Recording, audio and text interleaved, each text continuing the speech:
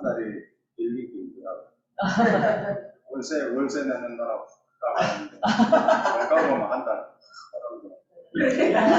좀 길게 느껴지더라고요. 사실 우리 한번 기도하겠습니다. 하나님 오늘 또 저희를 원근 가운데에서 부르셔서 주의 말씀 듣고 또 예배하는 자리로 저희를 모아주셔서 감사합니다. 네. 많은 문을 열어주시고 주시는 하나님의 말씀을 저희들 의식의 수준을 넘어서 무의식 영의 수준까지 깊이 바뀌어서 이 삶 속에서 이제는 변화와 태도의 변화와 열매가 맺는 시즌으로 들어갈 수 있도록 주시어서 네.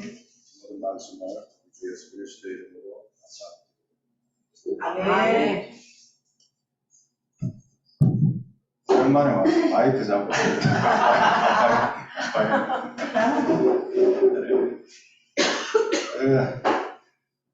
제가 제 스스로 오늘 몰랐습니다. 제가 미가엘의 완벽하게 적응을 완벽하게 스며들고 있구나. 이 촌스러운 미가엘 완벽하게 적응하고 있다는 참 사람은 적응하는 것입니다. 오늘 이제 인내라는 복음에 대해서 말씀을 여러분들과 좀 나누거든요. 예수 믿으면 뭐 복 받는다, 예수 믿으면 잘 된다, 이런 복음은 우리가 좋아하고 쉽게 받아들입니다. 그런 것을 전파하면 사람들이 다 솔깃합니다. 근데 네가 예수를 믿으니까 고통받아야 된다. 네가 예수를 믿으면 십자가를 져야 돼. 네가 예수 믿으면 죽을 거야. 이런 건 인기가 없다. 그래서 시대가 온다. 마지막 시대의 영적인 풍조가 그렇게 될 거다. 그럴 때 이제 사도 바울이 디모데에게 오늘 이 본문의 말씀을 말씀합니다. 그래서 우리가 저도 뭐 이번 주 계속 이제 일하면서 몸 여기저기가 다 아팠습니다. 몸이 아프면 이제 다른 처방을 해야 돼요. 머리가 아프면 뭐 타이레놀을 먹어야 되고, 내가 좀 음식을 잘못 먹어서 설사가 나오면 지사제를 먹어야 되고, 머리 아픈데 지사제를 먹어보면 효력이 없지 않습니까? 그런 것처럼 영적인 어떤 우리가 어떤 상황에 접하게 될 때 바른 진단을 받지 못하면 그래서 잘 못 헤어나오고 그 영적인 그 문제 앞에서 우리 자신이 망가진다. 그럼 오늘 이 제일 끝을 보시면은 너는 모든 일에 신중하며 고난을 받으라 되어 있습니다. 그러니까 우리 인생 가운데 고난이 찾아올 때 그 환경 속에 우리의 영적인 처방은 무엇이냐? 받아. 그게 재미가 없다는 거예요. 이게 좀 싫다 말이에요. 고난이 오면은 뭔가 쌈박한 뭔가 어떤 하이웨이 같은 뭐게 뻥 뚫리고 원하는 대로 쫙쫙 공이 갈라지고 막 그래야 될 것 같은데 사도 바울은 디모데한테 네 인생에 고난이 찾아왔냐? 받아라. 이게 받기 쉬운 복음은 아닙니다. 사실 이게 받기 쉬운 복음은 아닙니다. 받고 그 정도뿐만이 아니라 변함없이 네 직무를 해라. 더 어렵습니다.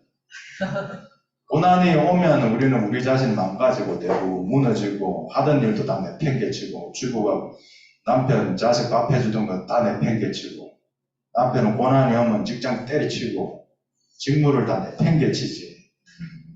고난의 순간에 직무까지 붙드는 그런 내면의 강인함이 어렵다는 거죠.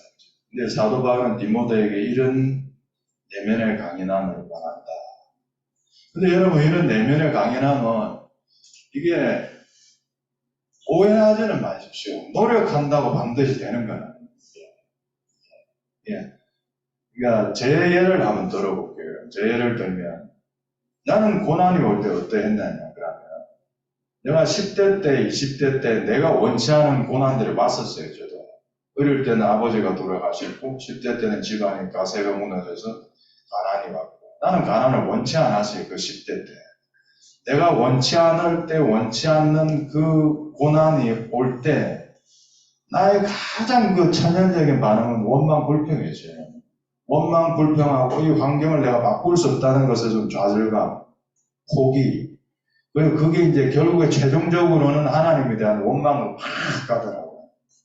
저도 뭐 고등학교 때부터 예수를 믿었지만 하나님이 살아있다면 이런 거지. 하나님 죽었습니까? 왜 날 이렇게 10대 때, 20대 때, 30대 때 사역하면서도 그래서 가장 그냥 오토매틱하게 그렇게 나왔어요. 그렇게 나왔던 것 같아요. 그러니까 내 의식에서는 그런 거예요. 내 의식에서는 내가 목사인데 내가 설교를 하는데 그러면 고난에 감사라고 받아들여 내가 끊임없이 설교를 하는데 내 의식에서는 싸우는 거예요. 그렇게 해야지 어거지로 하는데 내 무의식 그 깊이 내 영에서는 부글부글 끓고 있는 거예요. 감사해라고 알아서 내 화는 안 낼게 이제 더 이상 욕은 안 할게. 근데 감사는 안 나와. 왜? 속에서 부글부글 하니까 내 직무를 다 알아서 오케이 하겠어. 학생으로 내 공부하고 내 목소리에서 열심히 생존해서 노력하겠어. 근데 감사는 안 나온다고 얘기했어. 그런 상태. 그러니까 내 의식의 영역에서 막 싸우는 거예요. 내가 이 고난을 그 좋게 받아야지 성경에서 받아라 하니까 많은 목사님들이 설교 받아라 하니까 받아야지 하는 정말 내 밑바탕 무의식 그 영의 영역에서는 분노하고 한가하고 그게 있더라. 이게 열매가 안 나오더라고요. 결과적으로 그렇게 되니까 열매가 안 나오고 고난 앞에서 내 태도의 변화가 너무나 극히 미미하더라. 가성비가 떨어지더라. 내 의식의 수준에서는 이 고난을 받아야지 내가 세뇌하고 내 스스로 말을 하고 고난을 받아야지 하는데 그 효과와 노력이 너무 미미하다는 거예요.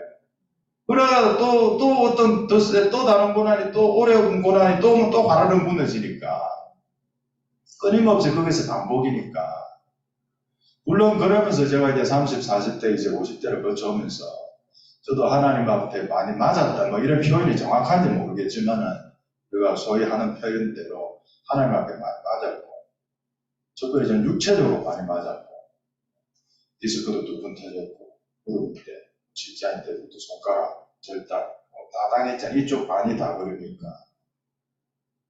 그래서 이제는 이제 하나님 앞에 개겨서는 안 되겠다라고 하는 분명한 의식은 생겼어요. 제 속에. 그러니까 여기면 닭살난다. 그냥 엎드려야 된다. 이것이 있어요. 내 의식의 영역에 그건 있는데 내 무의식에서는 여전히 부글부글하고 있거든요. 여전히 하나님. 그러니까 진정한 그 감사 있지 않습니까? 진정한 소박한 이 물 한 잔에도 감사하고 커피 한 잔 하면서 감사하고 그건 솔직히 안 된다. 안 돼. 안 돼. 솔직히 더 이상 10대 때쯤은 하나님한테 욕 안 하겠습니다. 예, 하나님은 원망 불평도 안 할게요. 근데 거기까지라고. 내 영적인 단계가. 그러니까 결국 열매가 안 나오더라고요.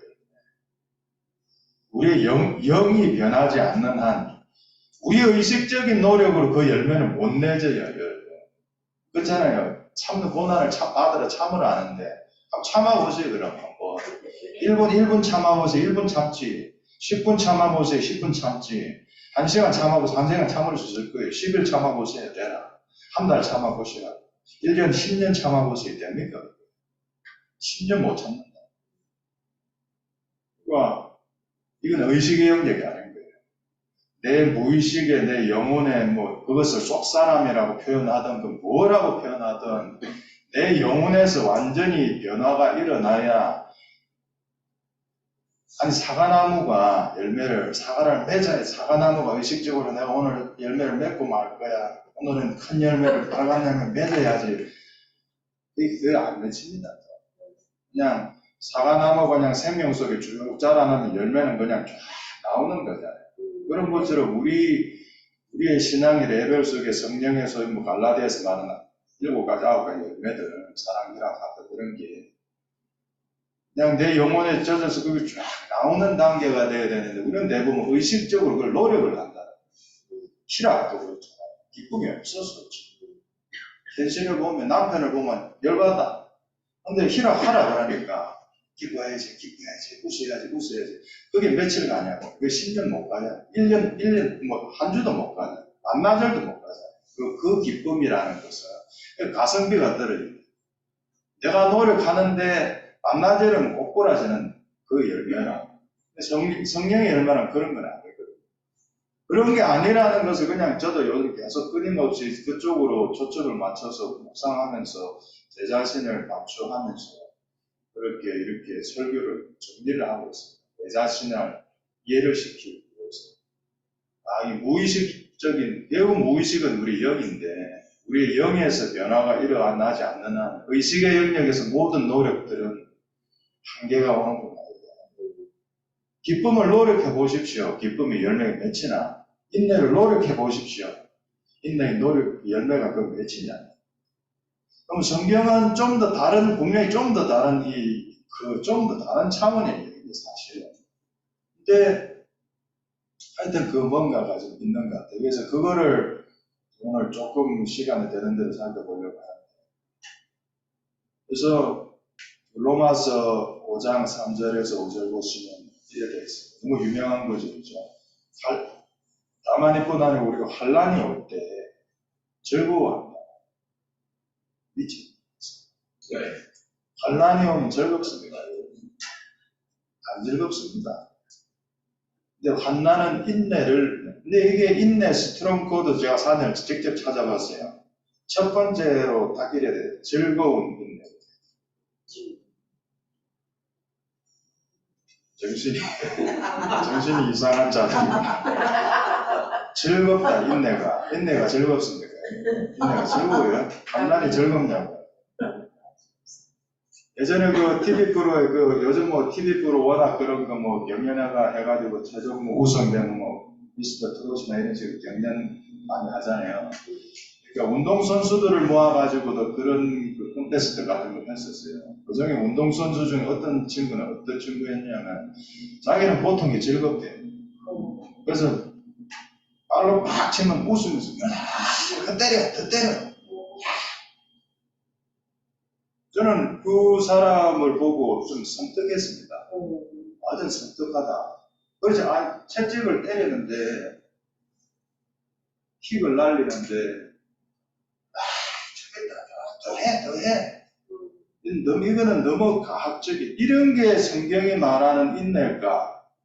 제가 생각해 봤어요. 근데 성경이 말하는 모든 진리를 여러분들이 구현해낸다면 그 속에는 여러분 아름다움이 있어요.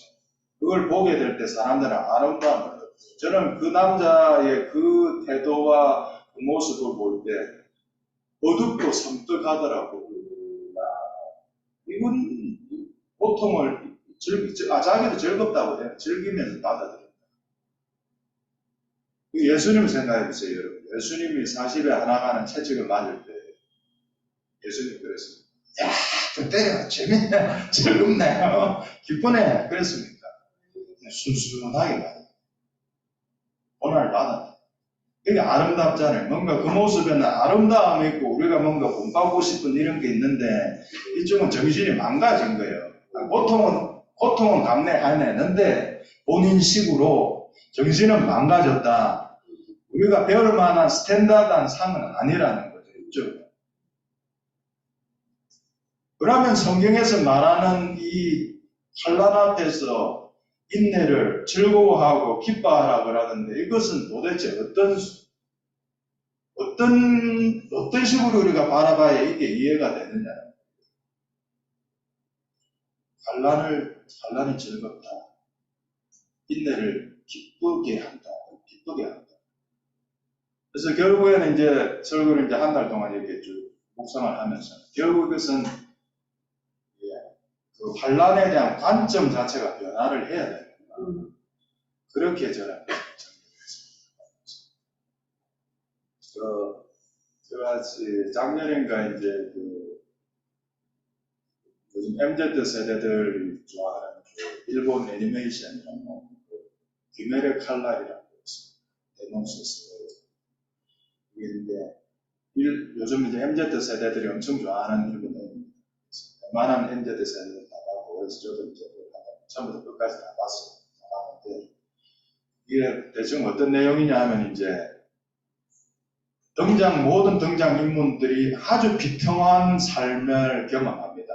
엄마가 죽든지, 아빠가 죽든지, 사업이 망하든지, 집안이 불태워지든지, 사랑하는 사람을 잃고, 그런 이제 고통의 한복판 속에서, 우잔이라고 하는 그 도깨비의 두령이 신사복을 입고 딱 나타나요. 그러면서, 알아. 네 인생이 지금 이렇지. 그러니까 너는 세상이 널 버렸으니까, 신도 널 버렸으니까, 우리와 함께해서 세상을 파괴하는 일원이 되리구나 하고 초청하는 이런 거예요. 그러면 이제 어떤 사람들은 그 초청에 응해서 소위 도깨비, 온일, 영역에는 온이라고 하는데, 온이가 돼요. 도깨비가 돼서 이제 사람들을 죽이고 세상 문명을 파괴하는 그 집단에 들어가고, 거기에 반대하는 사람들, 아니 나는 그러지 않겠어. 세상은 여전히 살만할 거야. 희망과 소망을 품는 또 특정 부류의 사람들은 그 온이들을 쳐부수는 귀살대라고 하는 그 편에 들어가서 딱 쓰는 그런 스토리의 내용인데, 제가 이제 그 애니메이션을 쭉 보면서, 아, 그렇다. 인간이 그런 환란과 고난 앞에서 안원이 양갈래로 다 갈라지는데, 어떤 사람들은 무너지고 스스로 황폐화되고 마귀화되는 방향에 서고, 누구는 소위 천사의 이 방향에 서는구나. 옛날에 그런 말이 있었잖아요. 개천에서 용난다. 개천 같은 그 혹독한 인생의 환란을 거칠 때도 용 같은 그 위대한 사람이 나온다는 거잖아요. 근데 요즘은 반드시 그렇진 않아요. 슬럼가, 개천이 슬럼가 아닙니까? 슬럼가에서는 조폭들이 나오죠. 그러면 그 말은 틀린 거예요. 그리고 인생의 환란과 고난 앞에서 반응이 갈라진다는 거예요. 사람마다 그 반응이 갈라지는데, 그래서 그 좋은 쪽을 선택한 사람들은 환란에 대한 특별한 시각을 견지하고 있더라. 저도 돌이켜 생각해 보면은 제가 원치 않는 그런 환란 속에 제가 고난 가운데 들어갈 때 그런 말들이 찾아왔어요. 그것은 결국 마귀가 준 말이에요. 마귀가 준 말. 야, 하나님 너 버렸어. 야, 하나님 살아있다면 네 인생을 이렇게 펼쳐주게 해주네. 그럼 내가 그 말에 동의하면 나도 그거 소위 그 온이가 되는 거예요. 그 말에 동의하면 그 블랙 가스펠이 온다고 여러분들한테 신사처럼 딱 와서, 야, 이래 됐어. 그래도 하나님 따를래? 하나님 죽었어. 여러분들의 거기에 동의하고 나아가는 순간 이제 자기 파괴적인 인생을 살겠죠. 근데 그 말이 올 때 그 말을 쳐낼 수 있는 분별력, 영적인 분별력. 그게 있어야 우리가 환란이 올 때, 고난이 올 때 적어도 조금이나마 즐거워하고 좋게 볼 수 있다는 거예요. 그 영적인 분별력. 말이 오는데 환란의 한복판에는 반드시 말이 찾아오는데, 내 속에 속삭이는 그 말이 찾아오는데 그 말을 너는 쳐낼 수 있는가? 그 말을 너가 쳐낸다면 너는 그래도 상당히 분별력이 있는 사람이다. 제가 20대 때 좋아했던 그 노래 장르가 저는 흑인 연가였어요. 스피리추얼이라고. 그래서 이제 그 당시 때 이제 흑인 연가가 어떻게 이제 발생했는지에 대한 그 책 같은 걸 좀 보고 그랬었거든요. 이거 여러분들도 잘 아시지만 흑인들이 이제 아프리카에서 노예 상인들에서 다 끌려왔잖아요. 미국으로 끌려와가지고 뭐 사탕수수가 모카밭 이런 데서 돈 한 푼 못 받고 하루 온종일 노예로 살고 채찍질 당하고 막 그런다고 해서 또 먹을 것을 주는 것도 아니에요. 백인들이 백인들은 닭가슴살을 제일 좋은 부위로 여기니까 닭가슴살 같은 거 하고 나머지는 하고 쓰레기 같은 건 닭 모가지, 닭 윙 같은 거 버리면 흑인들 그거 모아가지고 튀겨서 먹고 그렇게 이제 삶을 살면서 이제 살아갔잖아요. 그것이 흑인들의 그 겪었던 환란이었잖아요. 근데 저는 그것을 보면서 놀라웠던 것은 흑인들은 자기들을 핍박하는 그 백인의 종교를 받아들였다. 엄청난 이것은 분별력이다. 자, 생각해 보세요, 여러분. 여러분들 지금 일제시대에 일본 사람들이 우리를 핍박해요. 여러분, 일본 사람들의 그 종교 신도를 받아들이겠어요? 안 받아들이지. 그 일본 놈 나쁜 놈인데, 그 종교도 싫은데. 자, 흑인을 바꿔보세요. 하루 종일 자기들을 학대하고 괴롭히고 밥도 안 주고 채찍질하고 노예로 팔아먹고 하는 그 백인들의 종교가 기독교예요. 백인들의 종교가. 근데 흑인들은 그 기독교를 취한다고요. 고난이라는 환경과 하나님을 구분해내는 영적인 분별력이 흑인들에게는 있었다. 엄청난 겁니다, 이거는. 진짜 엄청난 거예요. 그러지 못했던 나라들이 엄청 많습니다, 여러분. 식민지 시대 때 영국과 뭐 프랑스, 스페인들이 전 세계를 식민지화 했잖아요. 그래서 말레이시아도 식민지하고 인도네시아도 식민지했어요. 말레이시아 식민지했을 때 말레이시아 사람들은 그 선택을 해요. 저 백인들 나쁜 놈. 저 백인들의 기독교 나쁜 기독교 우리는 무슬림 갈 거예요. 그래서 말레이시아는 무슬림이 됐어요. 말레이시아 국민들의 그 영적인 분별력은 어땠습니까? 고난과 고난을 주는 사람과 하나님을 구분하지 못했어요. 섞어버렸어요. 고난 싫어, 고난 준 하나님 싫어. 나 기독교 안 믿어. 그런 사람이 얼마나 많습니까? 국가적으로 뿐만 아니라 개인적으로도. 그런데 흑인은 안 그랬다. 백인들의 기독교를 자신들의 종교로 받아들이고 주말이면 그들이 모두 한 주 동안 겪었던 백인들에게 받았던 그 고초와 스트레스를 찬송하면서 풀었다. 찬송하면서 풀었다. 야, 진짜 엄청나다. 이 사람들의 영적인 분명력. 목사도 환난 당하면은 하나님한테 원망이 쫙 올라가는데 이 흑인들은 붙잡혀 와갖고 전혀 기독교 베이스도 아닌데 백인들의 기독교를 받아들인다. 그 주말에는 나이트클럽 같은 데 모여서 같이 흑인 연가를 부르고 그곳에서 수많은 흑인 음악의 장르를 갈라져 왔고 그래서 하나님께서는 그 고난을 그렇게 잘 분별력 있게 버텨내는 흑인들에게 엄청난 선물들을 많이 주셨어요. 저는 그 중에 하나가 체력인 것 같아요. 체력. 그 다음에 이 음악. 소위 그 소울이라고 해요. 그 흑인. 저는 그래서 고통의 한복판에는 노래가 있구나. 고통을 잘 통과하는 사람들은 노래를 아는 사람들. 이 흑인들은 소울이 있는, 그러니까 백인은 흉내를 못 내요, 그것을. 흑인의 소울을. 그리고 요리 실력. 네. 백인들이 버린 쓰레기 같은 음식들을 맛있게 만드는 거죠. 뉴올리언스에서 핫윙이 나오고. 오늘 우리가 다 먹잖아요. 요리 실력도 하나. 왜? 워낙 가난하니까. 먹고 살 거 없으니까 불뿌리로 자식 먹여야 되니까 맛있게 만들어내야 되잖아요. 아니, 소고기만 요리 못해도 돼요. 그 자체로 50% 먹고 들어가야 됩니다. 근데 뭐 불뿌리 같은 거, 백인이 버리는 쓰레기 같은 거를 자식 먹여야 되니까 요리 솜씨가 발달합니다. 그래서 흑인들이 가지고 있었던 그 영적인 분별력, 환난과 하나님을 구분해 날 줄 아는 그 능력, 그 엄청난 영적인 성숙한 능력, 이것을 우리도 갖는다면 우리도 어쩌면 환난이 올 때에 소위 지금 디모데서에 말하는 즐거운 인내, 즐거워할 수 있지 않을까.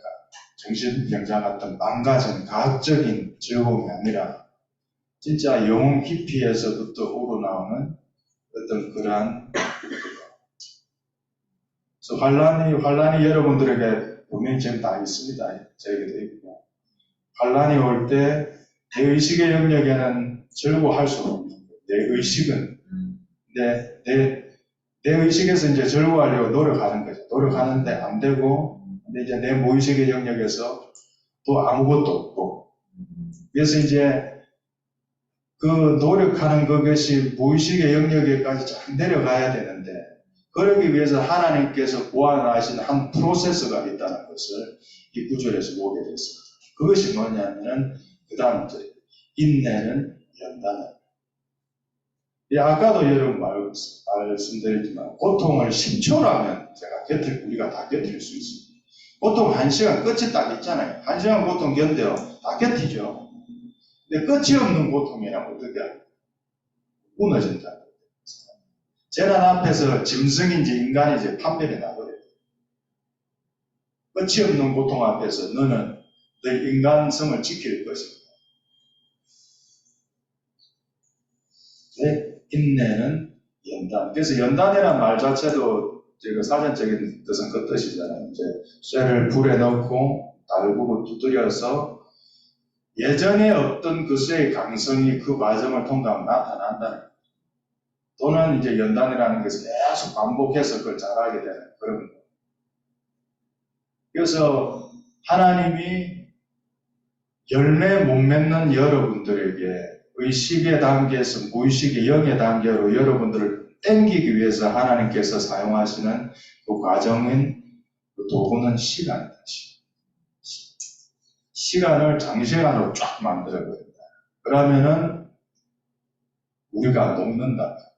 우리가 녹고 우리가 드러나고 우리의 영으로 향하는 문이 이제 열리게 돼요. 그게 이제 그 된장이 되는 과정하고도 똑같다. 콩을 여러분 보세요. 콩을 이제 그대로 놔둬보세요.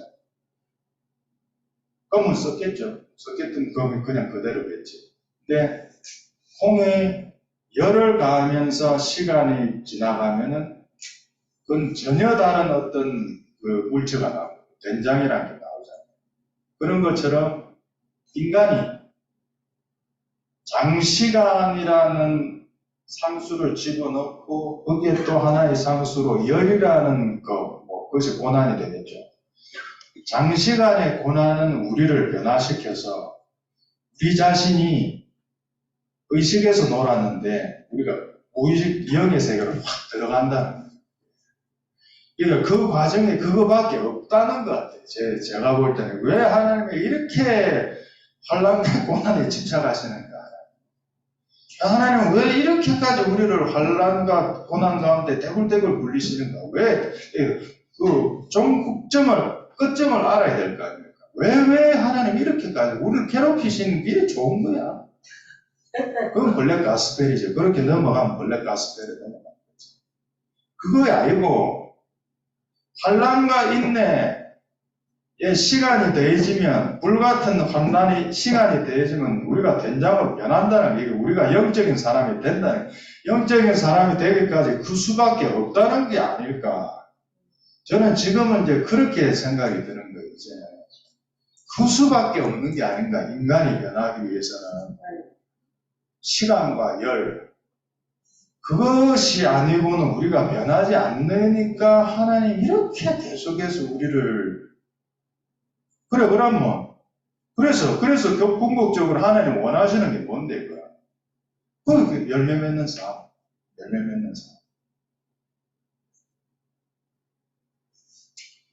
그래서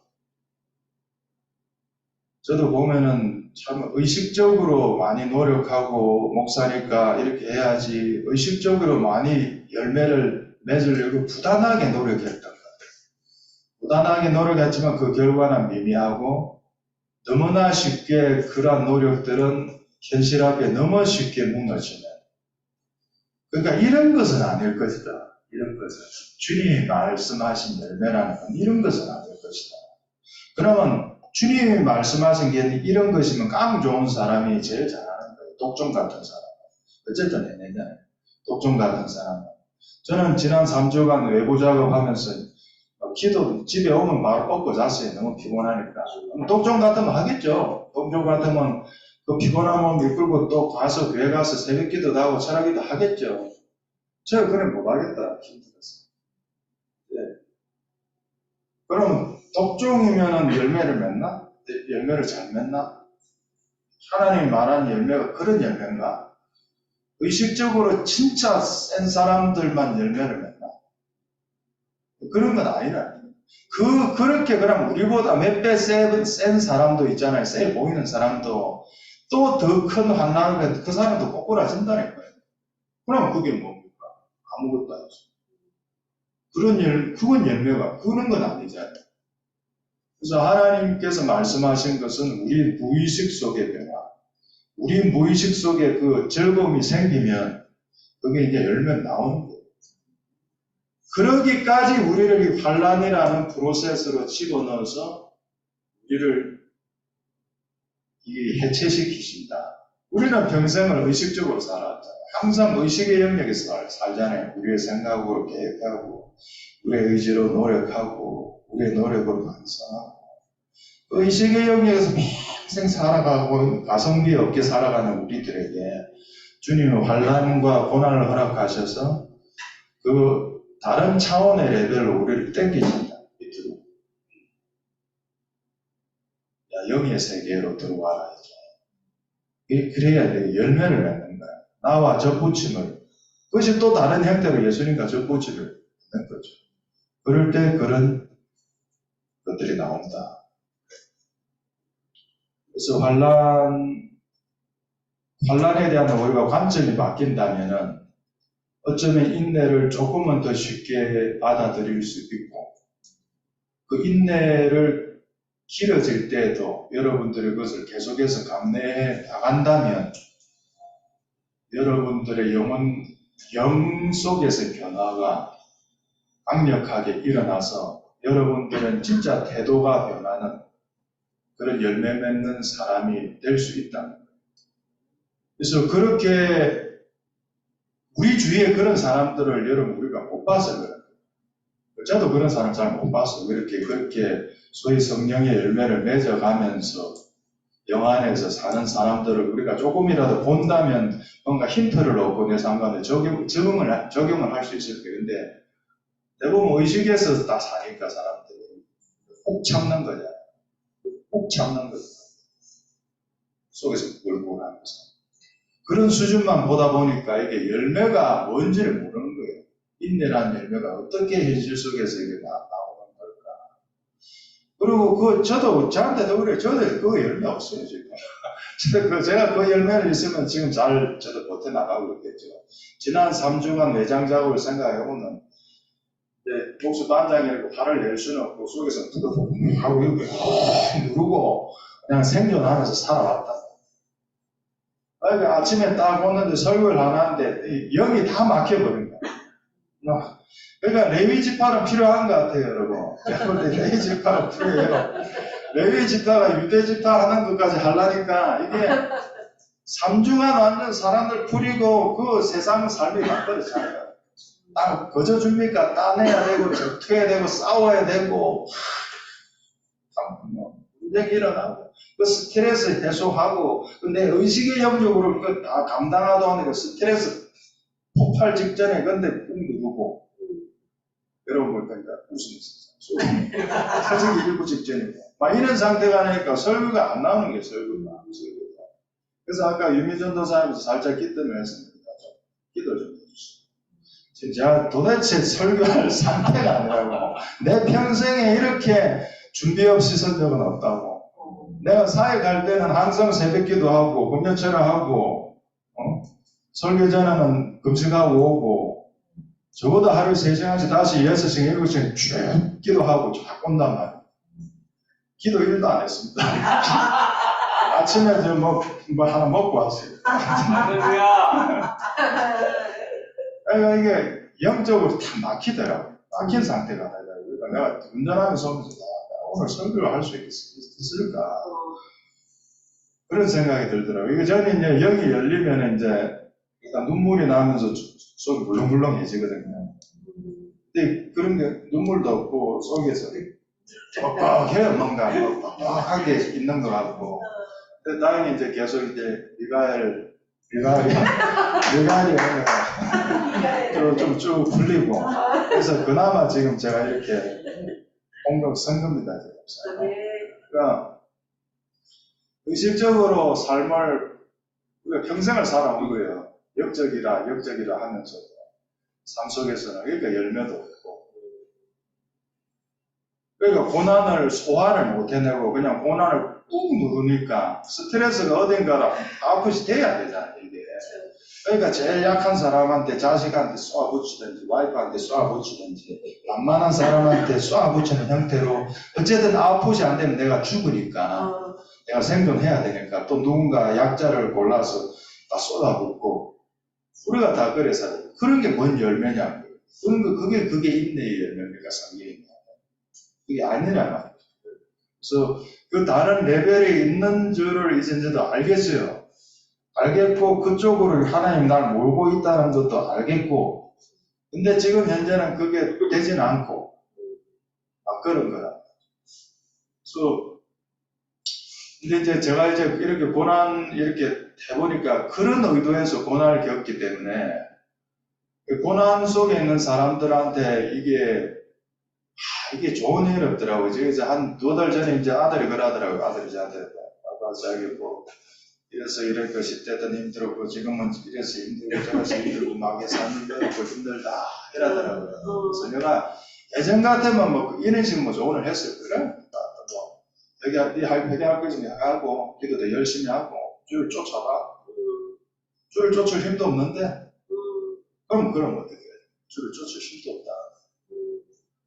그래서 이제 그때가 이제 때마침 이후에 대해서 저도 막 고민을 하고 있을 때였기 때문에 이제 고난의 한복판에 있는 사람에게 줄 영적인 멘트가 없다. 없다고 느꼈어요, 저는. 고난의 한복판에 있는 사람한테, 그 흑인들 앞에, 뭐 수십 년간 그렇게 산 사람들이잖아요. 그 백인의 노예제로. 우리도 일제시대 3, 40년 한 세대를 살았고, 어떤 조언을 할 수 있겠어요? 그 고난의 한복판에. 이겨내라. 야, 이 언젠가 그래도 내년에는 내 은혜는 잘 될 거야. 왕복이 올 거야. 그런 헛된 희망. 언젠간 오겠지만 그게 내년은 아니잖아요. 그게 희망 고문을 줄 거냐. 우리나라는 과거에 그런 식으로 영적인 조언을 많이 했었던 것 같더라고요. 기도를 하라. 도식적인 멘트들. 전혀 그 사람한테는 와닿지 않다. 그래서 요번은 그랬습니다. 이 구절을 제가 묵상하고 있는 상태거든요. 받아라. 수가 없다. 받아들여라. 나도 달리 다른 할 말이 없다. 뭐 쌈박한 뭔가를 제시해주면 좋겠지만 나도 이 부분에서 답이 없는 사람으로서 그냥 고난을 받아들여라. 받기 싫다면 어쩔 수 없지 뭐 온이가 되겠지. 도깨비가 되는 것이고 자기 파괴적인 삶을 살겠지만 또 뭐 고난을 받아라. 그 말밖에 못하겠더라고. 받아들여라. 버텨내라. 인내해라. 제발 그렇다고 죽지는 마라. 자살하지는 마라. 버텨내봐라. 그 말밖에는 달리 할 것이 없더라고요. 그래서 우리가 선악과를 따먹은 후예들로서 우리는 다 선과 악으로 무조건 다 판단하려고 해요. 욥이 고통의 한가운데 있을 때도 욥한테 야 네가 이런 잘못했을 거야. 다 회개해. 네가 현재 고난 요인은 이유는 네가 죄를 범했기 때문이야. 그렇게 회개해. 그게 선악으로 딱딱 나누잖아요. 그게 시원시원하죠. 시원시원하고 명쾌한데 그게 과연 인생의 문제 앞에 그게 온전한 처방이 맞냐? 그게. 우리는 선악을 단어요. 그걸 우리가 잘해. 그게 우리의 장기 같은 모두의 장기. 근데 예수님이 뭡니까 가늠한 여자가 이제 돌려치려고 할 때 나의 선악을 나누죠. 이 여자는 가늠했습니다. 나쁜 여자입니다. 도로 치십시오. 선악을 나누십시오 그러잖아요. 예수님한테 선악을 나누라고 우리가 요구를 하잖아요. 선악과를 먹은 우리 후예들이. 그럴 때 예수님은 선악을 안 나눈다고요. 안 나누고 다 떠나간 후에 다시는 죄를 짓지 말아라. 이런 식으로. 선악 위에 있는 게 있구나. 선악 위에 있는 뭔가가 있다. 심오한 것 같아요. 그래서 신앙이 생명의 영역이구나. 선악으로 나누는 세계관으로 해결 안 되는 인생의 많은 국면과 항목들이 있구나. 네 고난받아서 그 회개해. 20대 때 그래 살았잖아. 그 회개 안에서 지금 고난 온 거야. 그게 아닐 수도 있다. 고난이라.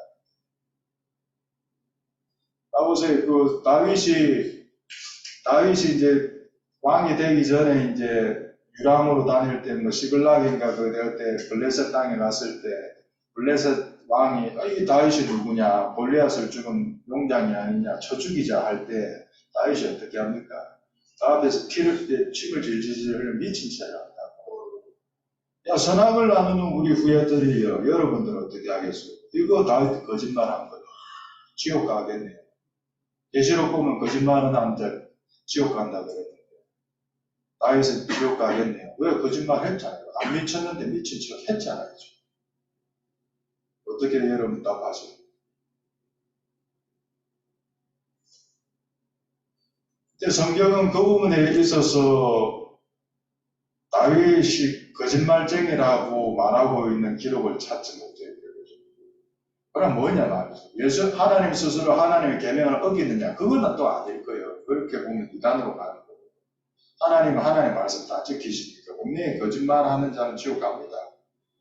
그 큰 근간을 흔들려는 게 아니고 그 특정 상황 속에서 그 다윗이 그 블레셋 왕 앞에서 미친 척하는 그 전체의 상황은 선악으로 나누는 세계관으로 해석하면 안 된다는 거예요. 그러면 다윗은 그때 왜 그랬어요? 그때 살려고 그랬잖아요. 살려고. 생명을 택했다는 생명.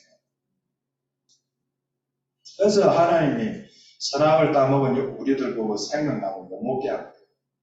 선악 나누는 자 생명나무까지 못 먹으면 완전 이상해지니까.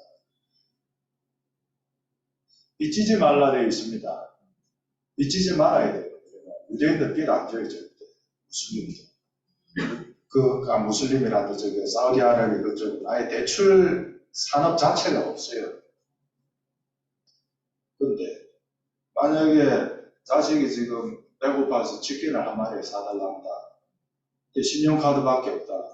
그럼 어떻게 합니까? 그렇습니다. 그럼 선악과를 먹었던 우리 후예들은 또 나타납니다. 그때. 야, 너 빚졌어, 이놈아. 너 하나님 말씀 어겼어. 그 얼마나 천박합니까? 이 수준이, 이 의식의 수준이.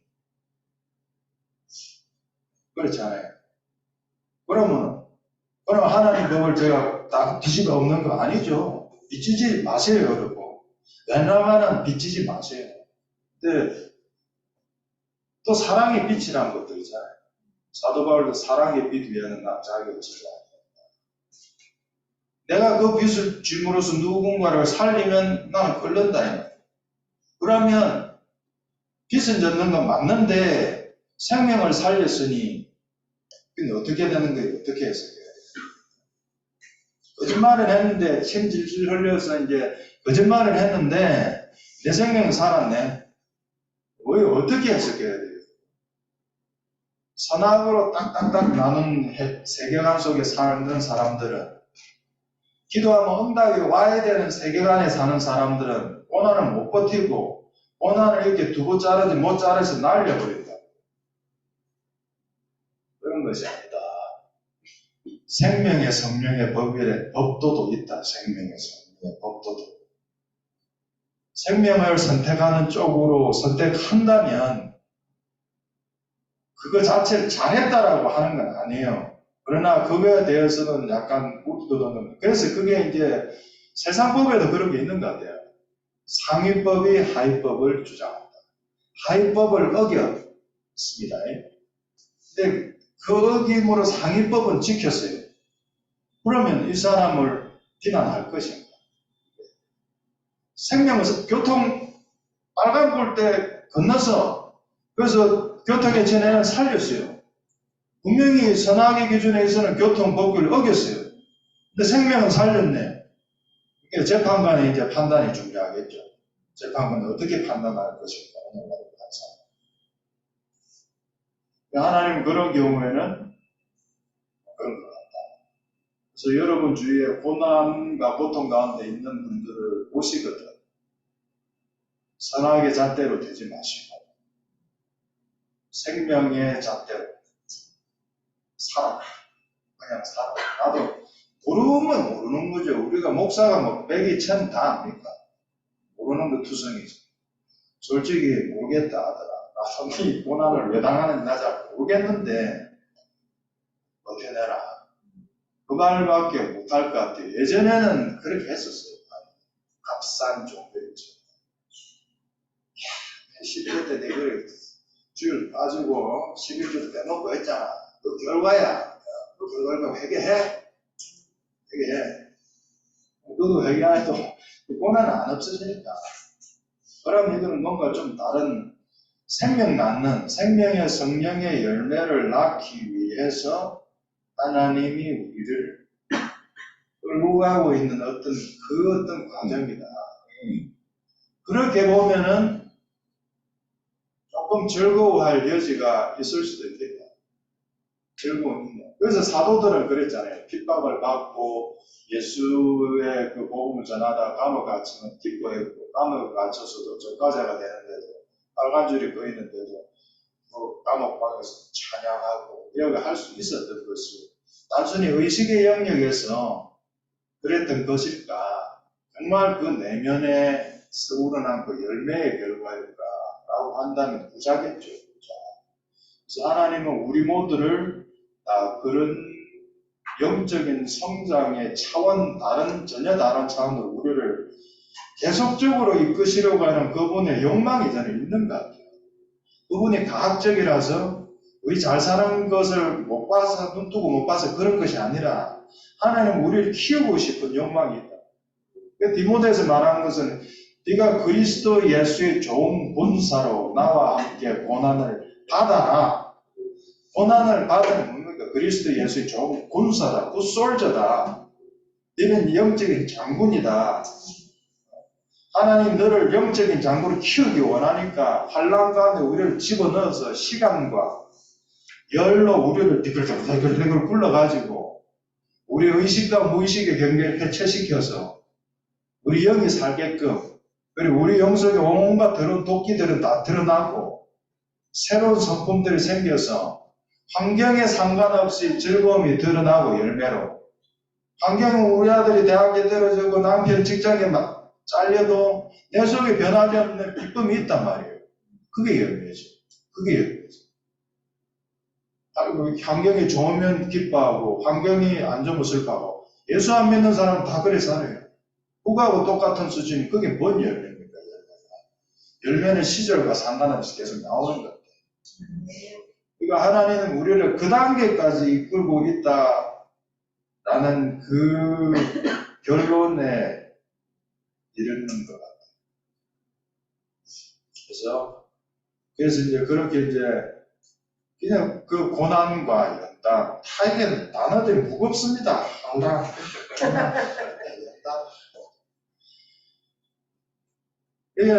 이 과정에 있는 사람들이 이 과정을 잘 버티면은 결국 이제 우리 속에 이제 진주 같은 그 열매 인격들이 형성되는 것 같아요. 조개도 그렇잖아요. 보통의 모래가 들어오면 그 진액을 이겨가지고 진주를 만들듯이, 진주는 일반 보석은 반짝반짝 끈다는데 좀 진주는 약간 은은한 약간 풍미 같은 게 있잖아요. 그런 것처럼 우리가 이런 인생의 이 과정을 거치면 우리도 그런 인격이 값싸고 비루한 인격이 아니라 소위 쉽게 선악을 나누는 그런 인격이 아니라 은은하면서 품위 있는 이 인격이 갖추어진다는, 그걸 갖춘 왕의 자녀 같은, 그걸 하나님은 원하시는 거예요. 여러분들의 환란에 있는 여러 형제 자매들에게 제가 해줄 수 있는 것은 받으십시오. 그냥 받아들이십시오. 수가 없습니다. 안 받아들이면 내만 손해고, 안 받아들이면 내만 또 더 이게. 자, 오늘 주신 말씀 가지고 이제 한번 기도하기 전에 오늘 찬양을 읽어드립니다.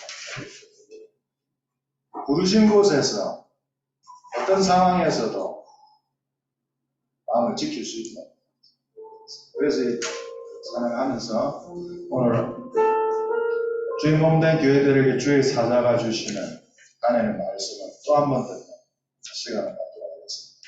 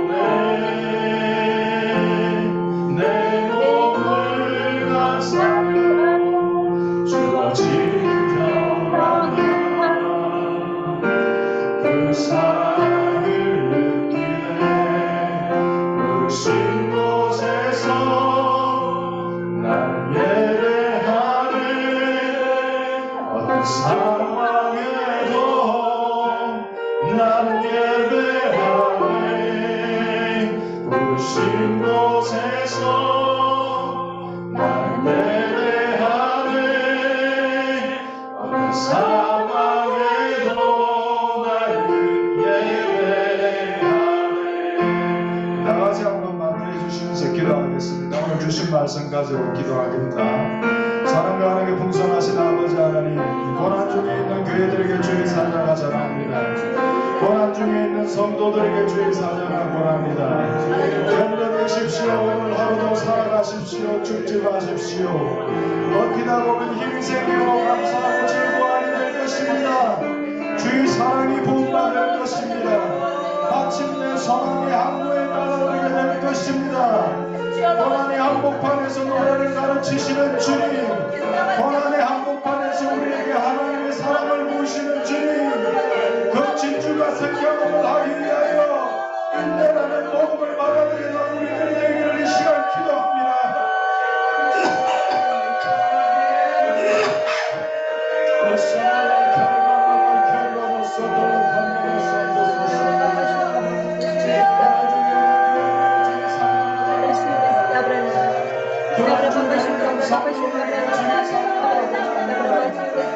견뎌내십시오. 오늘 하루도 살아가십시오.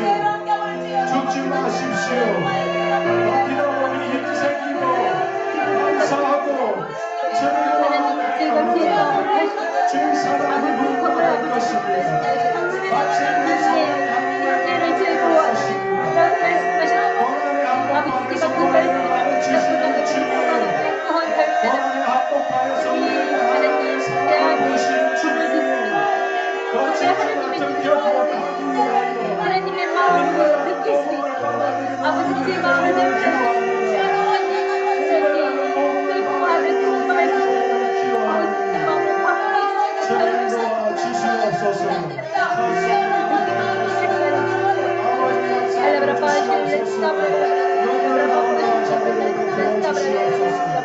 우리 아시아 공동체를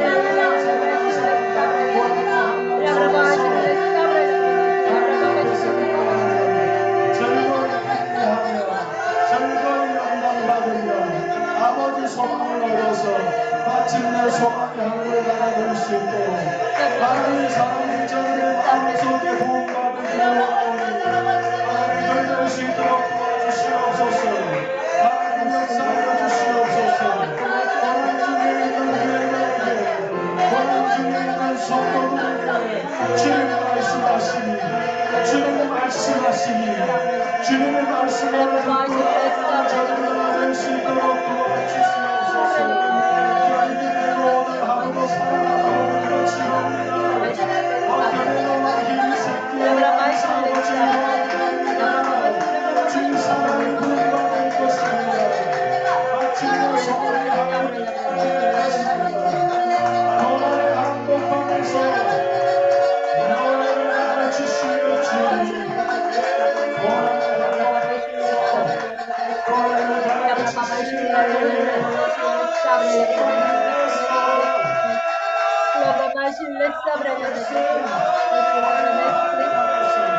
우리를 이끄시고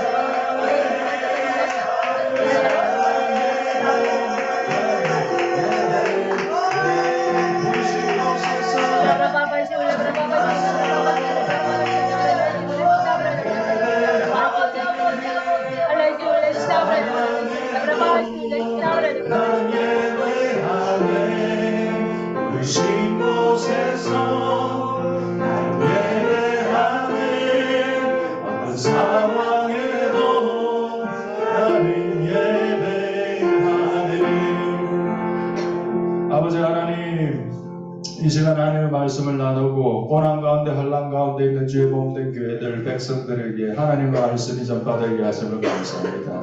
고난 중에 있는 교회들에게 주의 사자가 전합니다. 고난 중에 있는 성도들에게 주의 사자가 권합니다. 견뎌내십시오. 오늘 하루도 살아가십시오. 죽지 마십시오. 버티다 보면 힘이 생기고 감사하고 즐거워하게 될 겁니다. 주의 사랑이 부음받을 것입니다. 마침내 소망의 항구에 다다르게 될 것입니다. 고난의 한복판에서 노래를 가르치신 주님, 고난의 한복판에서 우리에게 하나님 사랑을 부으시는 주님, 그 진주 같은 경험을 하게 하여 인내라는 복음을 받아들이는 우리들이 되기를 기도합니다. 하나님, 우리들은 너무 부족합니다. 눈앞에 보이는 환경 속에서 끊임없이 넘어지고 하나님을 원망하고 불평하고 하나님 앞에서 하나님의 진리를 지키지 못하고 우리에게 달라오는 말 앞에서 그 말에 동의하며 하나님을 저주하고 하나님을 욕하고 하나님 앞에 얼마나 등을 보였던지 많은지 모르겠습니다. 하나님 용서해 주시옵소서. 의식의 영역에서 머무르는 우리의 신앙의 수준이 이제 우리 영혼의 바닥으로까지 내려갔어요. 우리 삶 가운데 진정한 열매가 이제 있게 해주십시오. 사랑의 열매가 필요한 자에게는 사랑의 열매를 주시고 희락이 없는 자에게는 희락의 열매를 주시고 인내가 없는 자들은 인내의 열매를 주시고 각자의 필요한 각자의 따라 삶을 따라 열매를 주십시오. 환경 속에 영향받지 않는 그런 열매를 주십시오. 환경하게 무너지는 그런 게 아니지 않습니까? 주의 진리는 그래 될 수 있도록 하나님 도와주시옵소서. 이 찬송의 구절처럼 주여 부르신 곳이 어떤 곳이고 어떤 상황에서든 하나님 앞에 예배할 수 있는 저희들이 될 수 있도록 도와주시옵소서. 너무나 부족한 것이 많습니다. 하나님, 신앙이 연차는 되었으나 직분은 이리저리 덜컥덜컥 빨아놓았으나 참으로 저희들이 너무 부족합니다. 하나님, 예수 그리스도의 영광과 그 열매를 드러내는 것에 저희들이 얼마나 많이 부족한지요. 하나님 그 연단의 손길, 하나님 그 다루심의 환난의 손길, 고난의 손길을 순순하게 받아들였던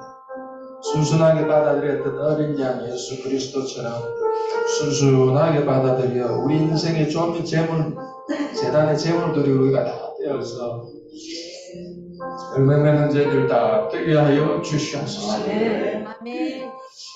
이제는 우리 주 예수 그리스도의 크신 은혜와 하나님 아버지의 극진하신 사랑과 성령의 교통하심이 고난의 한복판에서 고통받고 있는 수많은 우리 형제들과 자매들, 환난의 한복판에서 좌절하고 분노하며 포기하려고 하는 수많은 우리 형제자매들, 고난의 한복판에 있는 환난의 한복판에 있는 우리 전세계 수많은 주의 몸된 교회들, 북한의 교회들, 우리 하나님의 크신 은혜와 주 예수 그리스도의 은혜가 이제로부터 영원토록 항상 함께 하시기를 간절히 축원드리옵나이다.